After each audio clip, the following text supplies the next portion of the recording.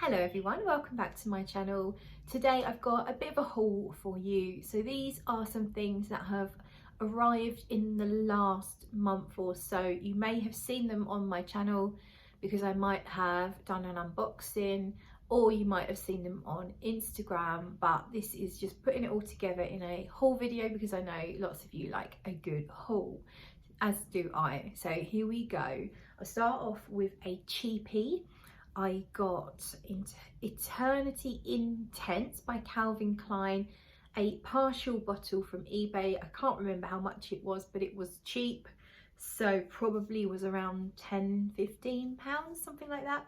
It's a big bottle, I think it's 100 mils. Yeah, it is. It's 100 mils, and I got it because I was just really curious. Lots of people really love this, and it's got a very prominent iris note, so I was very up for trying it.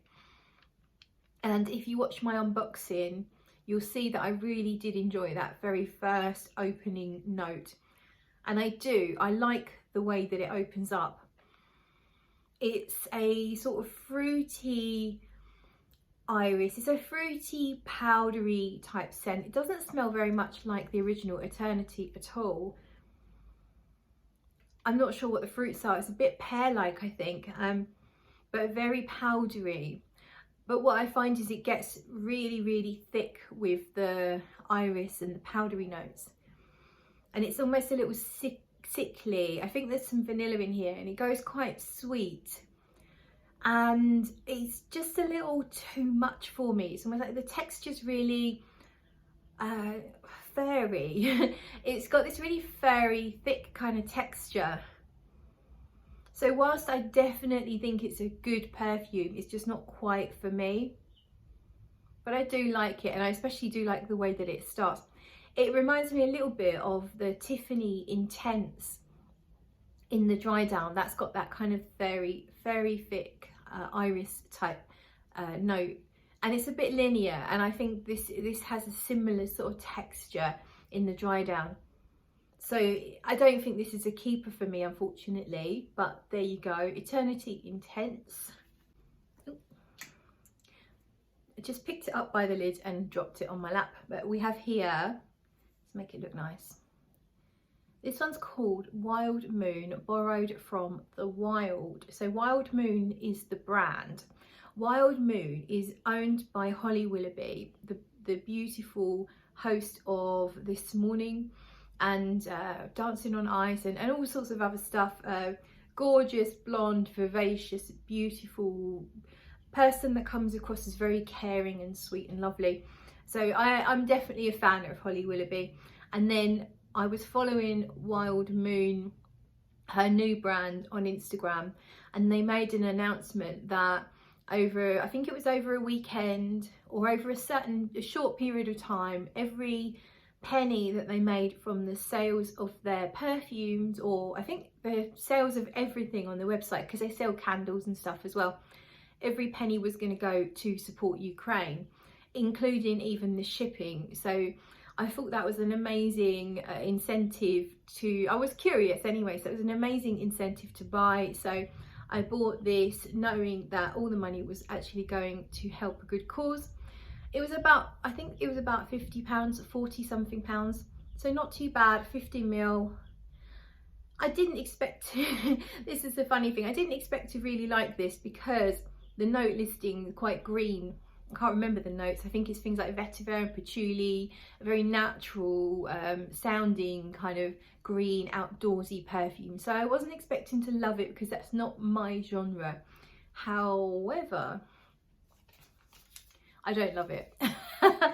I think it's good if you like green outdoorsy perfumes. I think it's very nice. I appreciate how natural it smells. I don't pick up on anything that bothers me. It smells a little figgy. So it smells almost like peachy figgy type note in here.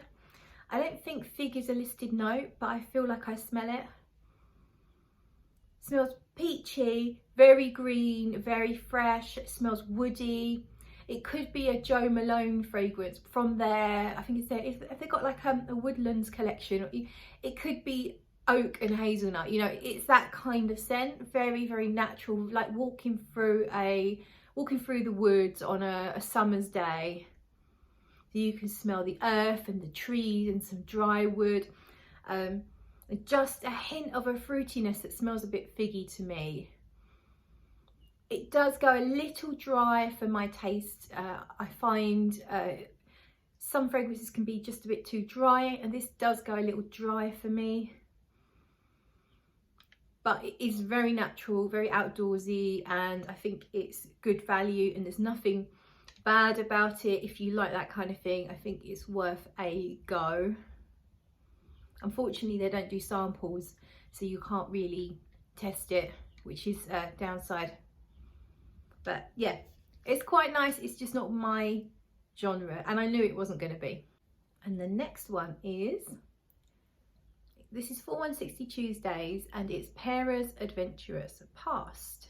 This is a collaboration with a podcast, a storytelling podcast, and I love the sound of the notes because there is iris in here. Iris is a note that I love. However, there's oak moss, and oak moss I don't mind oak moss in small doses, but if it's quite noticeable, then it kind of writes the perfume off for me. And this one does have quite a noticeable oak moss right from the start. And I think there's patchouli. It's a chypre. It smells a little smoky. It smells green. I think there's some florals in here. I can't remember what they are, but I'm getting almost like a cigarette ashtray like feel from it at the moment, which I hadn't picked up on before. A nice iris in there, but it is quite kind of like green and fresh at the same time, so it's probably just too green for me.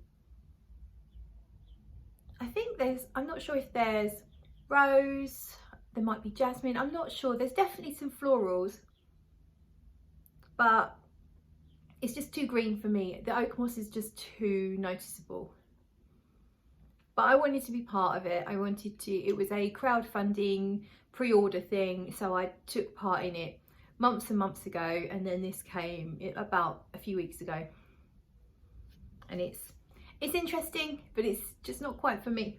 Now then, one that I really love that was not a blind buy, Vanille de Tahiti, and this is a 50ml bottle. I found it on eBay for a really good price. It's been on my to buy list for quite a long time. Irma, who has the Instagram page L'Amouage de Parfum, which is the most beautiful Instagram page, and she sent me a sample of this ages ago, and I did fall in love. This, however, doesn't quite smell how the sample smelled, so I'm not sure. Is there a chance it could have been reformulated? Because the sample felt a little bit more voluptuous. It felt like it had a more of a texture to it. It was richer. And this is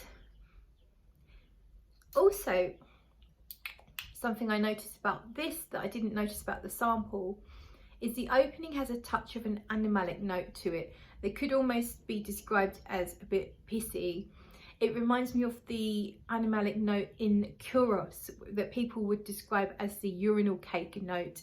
And I do get that in here in the opening, but it doesn't last too long, and it's not off-putting to me. It's not too bad.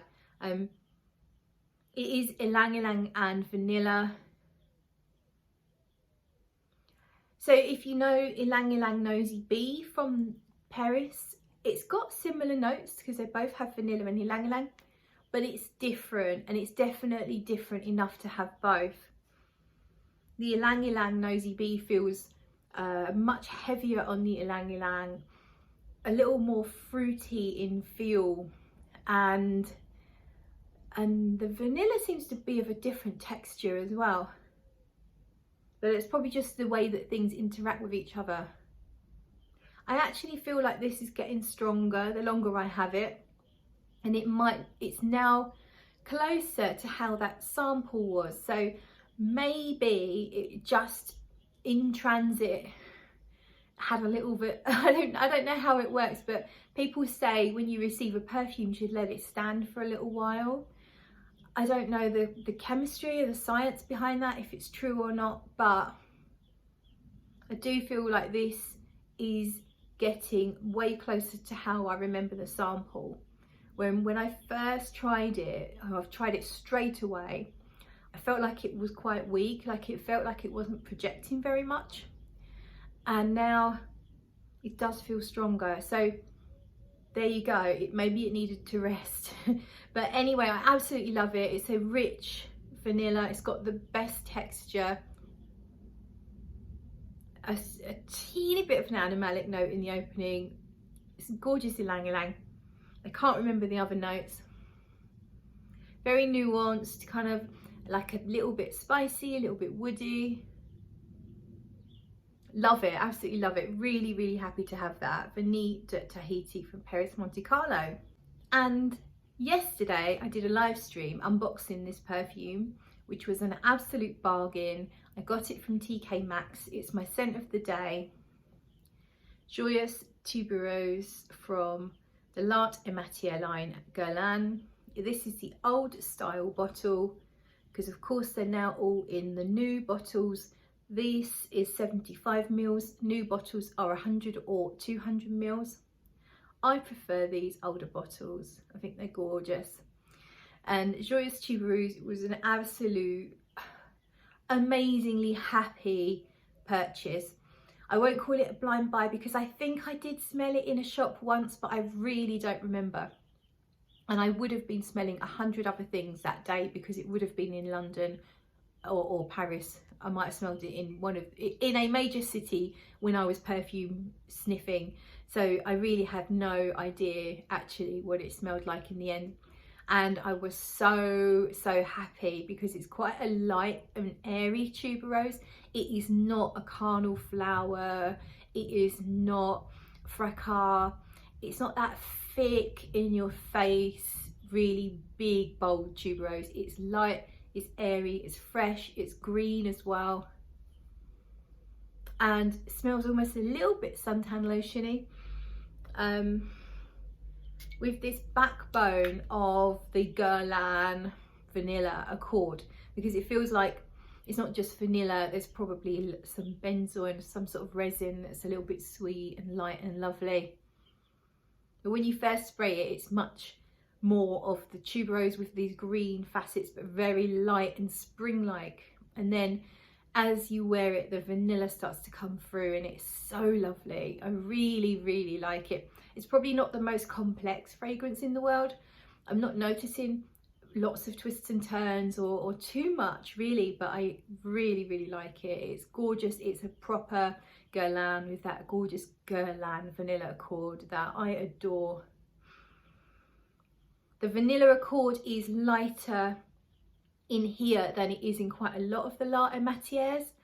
So for example, Angelique Noir has a lot of vanilla. It's like a really heavy vanilla in the dry down. This is probably like half of that. So it's not like full on vanilla. It's definitely allowing the flower to bloom and to be noticed as well. Yeah, really like it. Really happy to have it, and I got it for such a bargain, 59.99 sterling, so 60 quid. I got this. Really happy with that. Then we have a little sample set here. This is from Amouage. I got this secondhand. I'm such a cheap bitch. I got this secondhand on one of the Facebook groups. I've wanted to try the Love collection from Amouage for so long. I love the bottles. The bottles are stunning. My favourite is the purple one. And I really wanted to try them properly. I'm not sure if I've ever tried them in the shops. I can't remember. But I wanted the samples to be able to try them properly. And yeah, it's a really nice sample set. They're quite generous samples. 2 mils. It says 2 mils, but they look big. They look bigger than that. And they look nice with the silver lids. So I've actually made a good dent in they were all pretty much full. I made a good dent in the tuberose one, But I'm not going to talk about these right now because I'm going to do a separate video on these because they are interesting. I think they deserve a video of their own. But that's the Secret Garden sampler set from Amouage.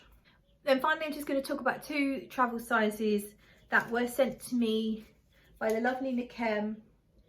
She has a website called goodsolomon.com and she donated 2 bottles of perfume to the raffle that I did just recently. And she's actually kindly sent me samples of the 2 perfumes that she donated. So we've got here one called Cadren. This is the greener one. It has spearmint in it. It's got spearmint and some sort of like woody and green notes. I can't remember exactly what the notes are now, but let's give it a little sniff. So this is another fresh outdoorsy type scent, very, very natural smelling, but the mint is really quite pronounced. So if you like mint, then this is something you should try. If you like green fragrances, if you like mint, and if you like your fragrances to smell quite natural, then this is really nice. I think she only does ship to the UK.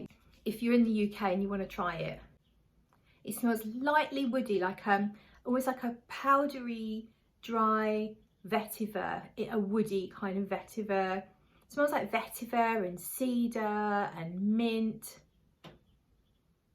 green leaves, grass. It's just outdoors, very natural, but a really decent mint note that I really like. So that's Cadren. And then the other one that I was most interested to try, it was called Lotus Nut. Lotus Nut. There. And this one has, actually I've got the notes here. Let me give you the notes of Cadren. Spearmint, ginger, jasmine, cardamom, amber, musk, vanilla and vetiver. So that's the first one. And then Lotus Nut has pear, mango, blackcurrant, rose, lotus, jasmine, cedarwood, musk and roasted nut. And this is just so lovely. It's a really lovely floral accord. The mixture of the florals, it comes across quite watery, not in a weak way, but just has that fresh watery feel. Not sea, not salty, but fresh water. But you can smell this kind of like roasted nut and woody aroma sitting underneath it, but it's all blended together so lovely. Like, it doesn't feel weird. It doesn't feel like, you would think that maybe they wouldn't go together, sort of flowers and nuts and woods, but it really does work. It's fresh, but it's a little bit gourmand. It's not too sweet. And it has this watery freshness, which I really appreciate. So yeah, I really like that. Lotus Nut. And the company's called Good Solomon. So goodsolomon.com. Yeah, like that a lot. So that's it. That was my haul. I hope that you enjoyed it. If you did, you could always give it a thumbs up. If you haven't subscribed, maybe you should. You know, you might get to see some more videos from me about perfume if that's what you like. Thank you so much for watching, and I'll see you in another video.